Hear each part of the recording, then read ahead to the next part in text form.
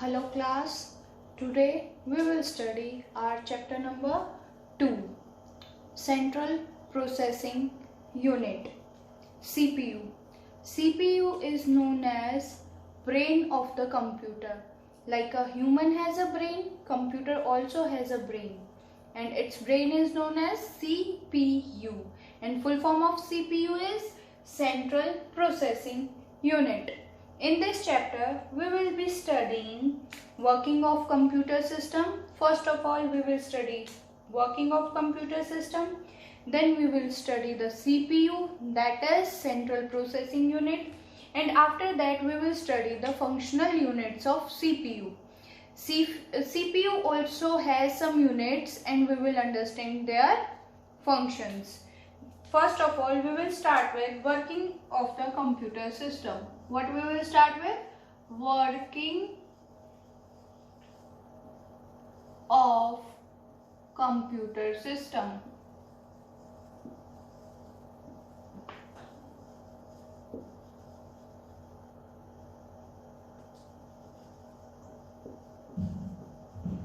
According to us, हमें क्या दिखाई देता है? What we see?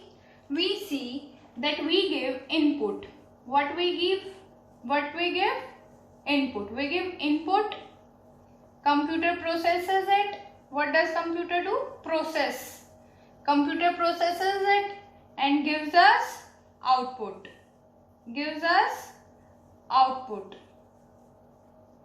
But in fact, this is not the complete working of a computer. ये कंप्यूटर की complete working नहीं है. In complete working, number one will be accept input. Number one will be accepting the input and instructions. Accept input and instructions.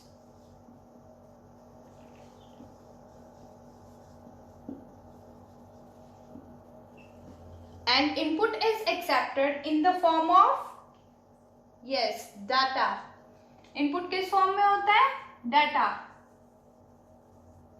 जो भी data हम computer को देते हैं वो क्या होता है? इनपुट. इंस्ट्रक्शंस क्या होती हैं? Whether to add the data, subtraction, multiplication, division और एनी लॉजिकल फॉर्मूला. हम इनपुट देते हैं एज वेल एज इंस्ट्रक्शंस देते हैं कि उस डाटा के साथ क्या करना है. Number 2, in working of computer comes the storage. Number 2 is storage. Number 2 is storage.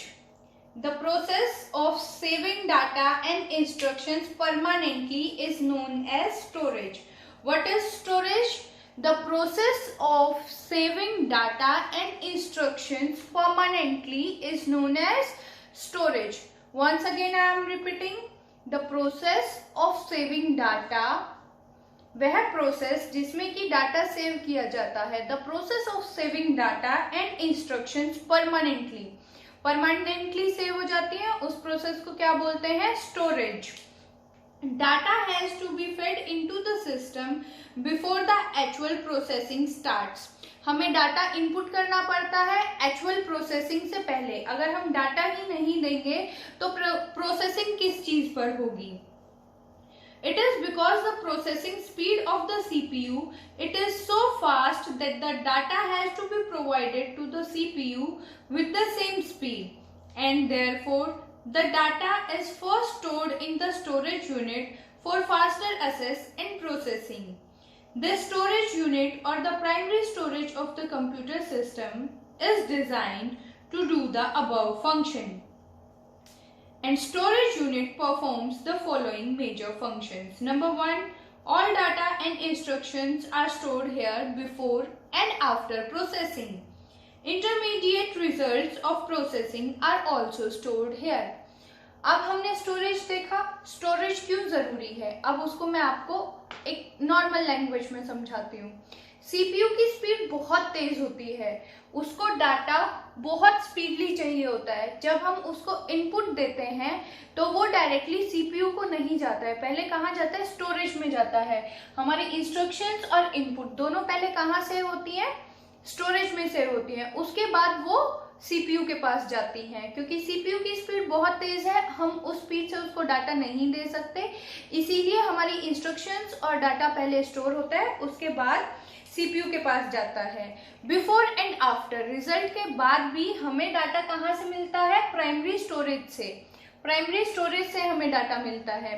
Number 2, storage unit का क्या काम है, हमने कोई ऑपरेशन करा, उसके बीच में कुछ रिजल्ट्स आए होंगे, उस पर दूसरा ऑपरेशन होना होगा, जो इंटरमीडिएट बीच के रिजल्ट्स होते हैं, फाइनल रिजल्ट से पहले के, फाइनल रिजल्ट से पहले की जो इंटरमीडिएट प्रोसेस होगी उसका रिजल्ट भी कहाँ स्टोर होगा, स्टोरेज में स्टोर होगा।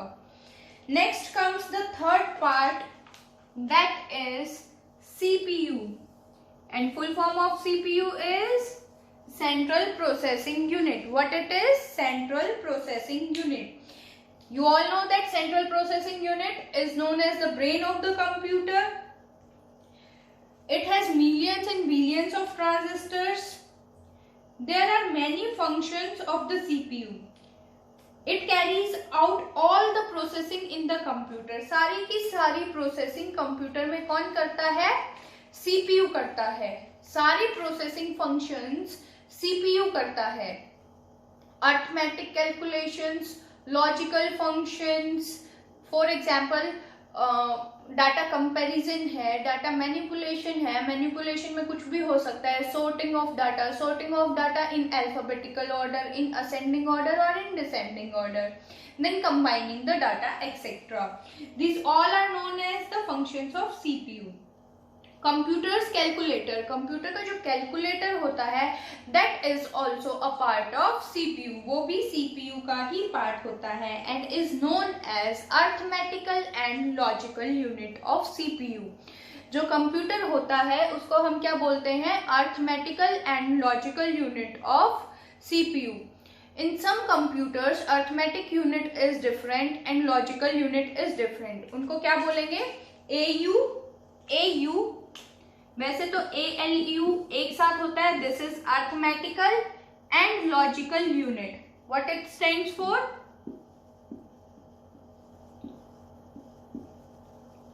Arithmetical and logical unit.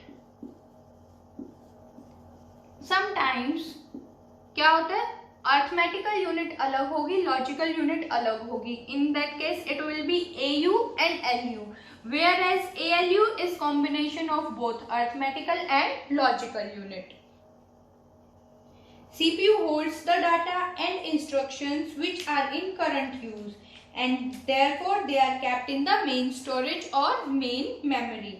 CPU में सिर्फ वही डाटा और इंस्ट्रक्शंस होती हैं जिन पर वो करंटली काम कर रहा होता है. After that comes the processing part, वो हमारा हो गया CPU. इसको हम बोल सकते हैं, in place of CPU here our third part is processing. Processing क्या है हमारा थर्ड स्टेप, प्रोसेसिंग है, और ये कौन करता है, CPU करता है. First function of computer system is accept input and instruction, second is storage, third is processing and that is done by CPU.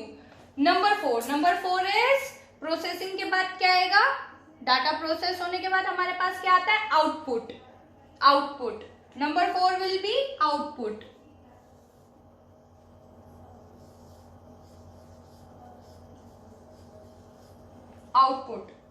Output will be according to our instructions.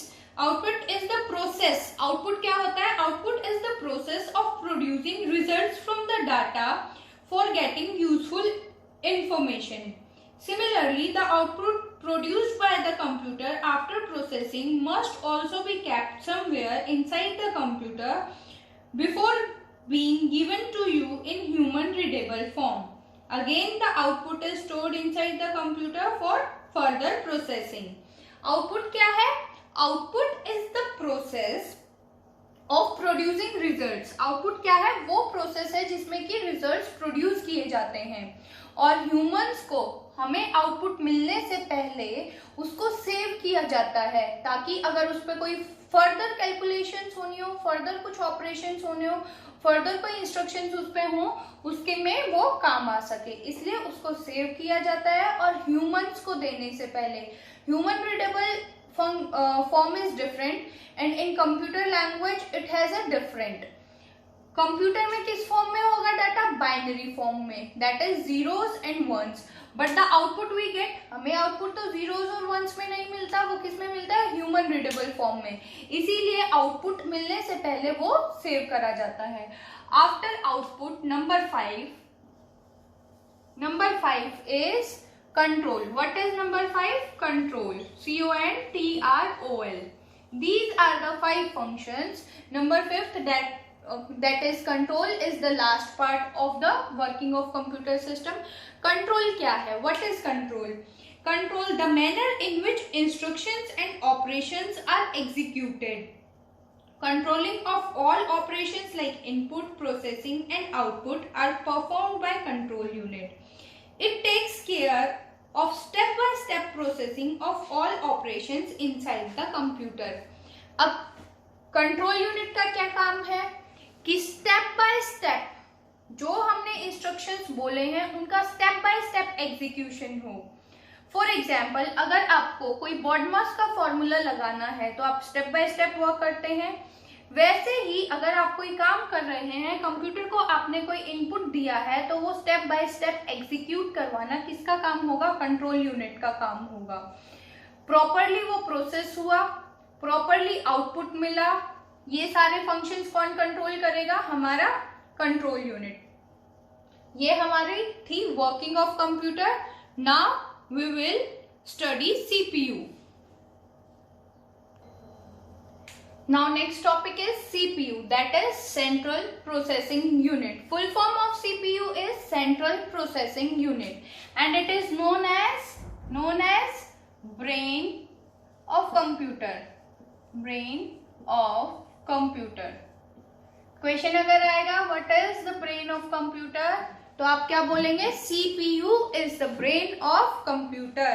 या dash is known as the brain of the computer, then what it is known as? CPU is known as the brain of the computer or Central Processing Unit is the brain of the computer। CPU stands for Central Processing Unit। Very good। Now modern CPUs are also called integrated chips। क्या बोला जाता है उन्हें? Integrated chips भी बोला जाता है। क्या बोला जाता है? Integrated chips, IC। IC means integrated chips। They are directly pinned down on the motherboard। कहाँ पर होता है CPU? Where it is placed? It is placed on the motherboard। कहाँ place है? motherboard पर placed है ये।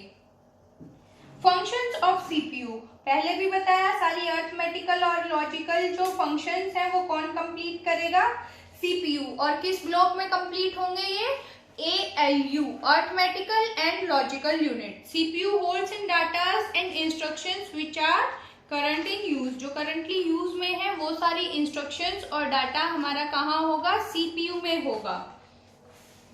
अब functional units of CPU properly understand करने के लिए हम क्या बनाएंगे? functional units। functional units। Functional units of CPU। किसकी फंक्शनल यूनिट? CPU की फंक्शनल यूनिट्स। अच्छे से हमें तभी समझ आएगा। सबसे पहले हमने अभी बनाया था उसमें क्या था? अभी जो हमने बनाया था उसमें क्या था? ये यहां से हमें क्या मिला? Input. This is our input. और यहां से हमें क्या मिल रहा है? आउटपुट मिल रहा है। What we get? Output. But बीच में क्या क्या है? बीच में सारी प्रोसेसिंग हो रही है और वो कौन कर रहा है? This is CPU, that is central processing unit. इसमें क्या क्या होता है? कौन कौन सी फंक्शनल यूनिट्स होती हैं वो लिखेंगे। First of all memory unit. Memory unit. Functional units अगर आपसे पूछा जाएगा तो आप यही बनाएंगे। 3 यूनिट होती है सीपीयू की। Memory unit, number 2 is control unit, control unit, and after that is arithmetical and logical unit, ALU। ये मैंने आपको बताया था भी। Arithmetical, full form of this is arithmetical and logical unit, and they interact with each other. Interact मतलब दोनों side arrow होगा, दोनों साइड एरो रहेगा। बाय डायरेक्शनल इंटरेक्शन होगी इसमें। इसको कैसा इंटरेक्शन बोलते हैं? Bye directional. कैसा इंटरेक्शन है ये? Bidirection. Input is unidirectional, हम इनपुट दे रहे हैं, हमें आउटपुट मिल रहा है, ये यूनिडायरेक्शनल है। Whereas this one is bidirectional, आपस में इंटरेक्शन पॉसिबल है। First one we will study about memory unit, MMU। इसको हम और क्या बोलते हैं? MMU, MMU, that is main memory unit, main memory unit. क्या है ये? Number 1 functional unit of CPU is memory unit और मेन मेमोरी यूनिट, इसको MMU भी बोलते हैं। ये 2 पार्ट्स में डिवाइडेड है, that is yes, very good, RAM and ROM। RAM stands for random access memory, साथ साथ नोट करेंगे, random access memory, ROM, read only memory। what it is? read only memory, and that one is random access memory। मैं लिख देती हूं, random access memory, and this is read only memory। इसमें आप सिर्फ रीड कर सकते हैं, राइट नहीं कर सकते हैं। Where this is random access memory. तो जो हमारे लिए अवेलेबल होती है कैशे, वो क्या होती है? रैम। प्राइमरी मेमोरी जो होती है MMU, primary memory holds all those data and instructions on which the computer is currently working. जो मेन MMU होता है उसमें वो डाटा और इंस्ट्रक्शंस होती हैं जिन पर वो करंटली वर्क कर रहा है, राइट नाउ वर्क कर रहा है। इट हैज लिमिटेड कैपेसिटी, इसकी कैपेसिटी क्या होती है? लिमिटेड होती है। The data gets lost when the power is switched off, that is RAM. किसकी बात कर रहे हैं हम यहाँ पर? मेन मेमोरी यूनिट में किसकी बात हो रही है? ये हो रही है रैम की बात। इसकी एक लिमिटेड क्वांटिटी होती है, लिमिटेड कैपेसिटी होती है, और जब लाइट जाती है तो क्या होता है? Data gets lost. इसीलिए इसको क्या बोलते हैं? Volatile memory. वोलेटाइल मेमोरी भी बोलते हैं, जो कि खत्म हो जाती है लाइट जाने के बाद। 2 पार्ट्स में डिवाइडेड है, RAM and ROM. RAM is the internal memory of the CPU for sorting data, program and program results. It is read and write memory। आप इसमें दोनों functions कर सकते हैं। किसमें? इसमें RAM में आप दोनों functions कर सकते हैं, that is read and write। Whereas in ROM you can only read। From name it is clear that you can only read only memory। The access time in RAM में access time is independent of the address of stored data। This means that each storage location inside the memory is as easy as to reach as other location, and it takes the same amount of time। RAM is volatile, अभी मैंने बताया, that is volatile का मतलब data store in its is lost when we switch off the computer. जब हम switch off करते हैं computer को तो डाटा खत्म हो जाता है। इसीलिए हमें एक बैकअप रखना पड़ता है, जो कि क्या है, यूपीएस। एकदम से अगर लाइट जाए तो डाटा खत्म हो जाएगा, डाटा लॉस हो जाएगा, इसीलिए हम क्या रखते हैं उसके लिए, UPS. What UPS stands for? Uninterrupted power supply. याद रखेंगे, UPS stands from uninterrupted power supply. Sorry, UPS, uninterrupted power supply. UPS stands for uninterrupted power supply.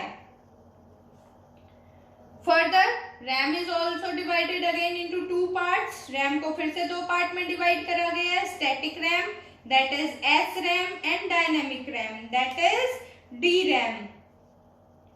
RAM कितने टाइप्स की है? RAM again is SRAM, that is static RAM, and DRAM, dynamic RAM.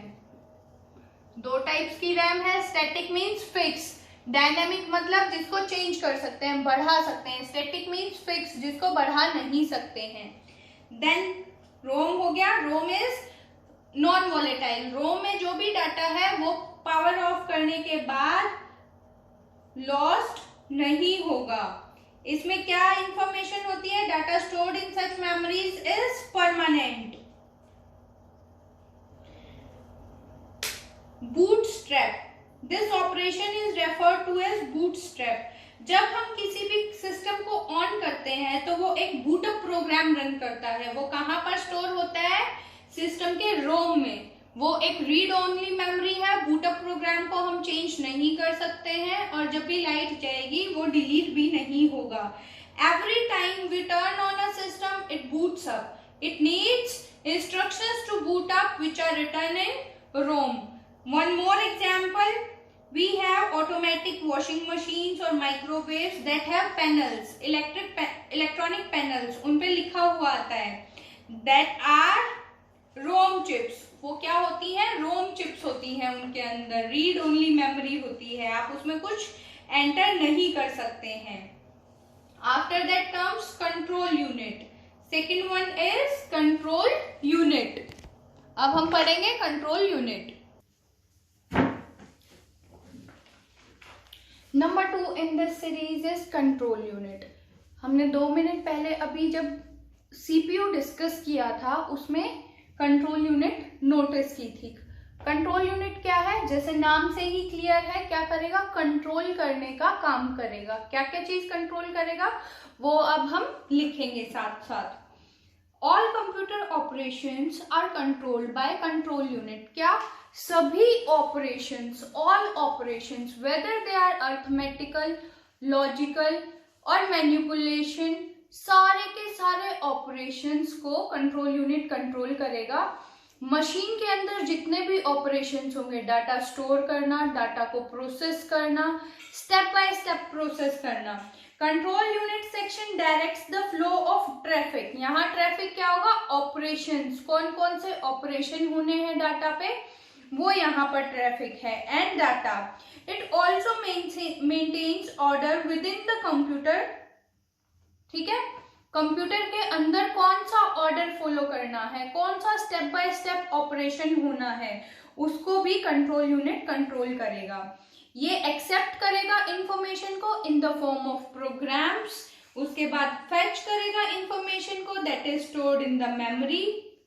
Then it will process the information and all the other activities related to machine will also be controlled by control unit. Then comes the last part under the functional units of CPU, that is number 3, ALU.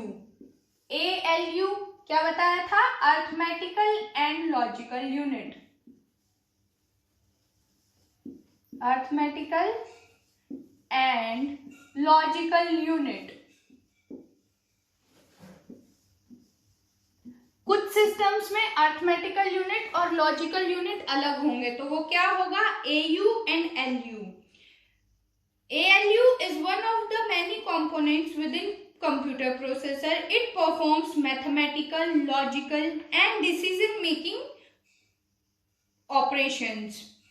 After the information has been processed by the ALU, it is sent to computer memory. कहाँ भेज देते हैं उसे? Computer memory में भेज देते हैं.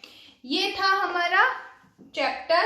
ALU में सिर्फ हम अर्थमेटिकल, लॉजिकल और डिसीजन मेकिंग जितने भी ऑपरेशंस होंगे वो करेंगे.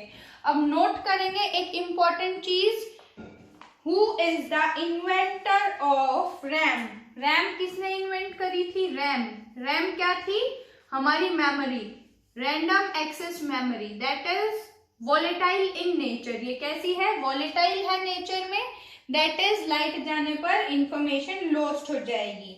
It was invented by Robert Dennard, ROBERT, Robert Dennard, DENNARD. कौन से ईयर में? इन 1966. याद रखेंगे रैम को किसने इन्वेंट किया था? रॉबर्ट डेनार्ड ने. This is our complete chapter.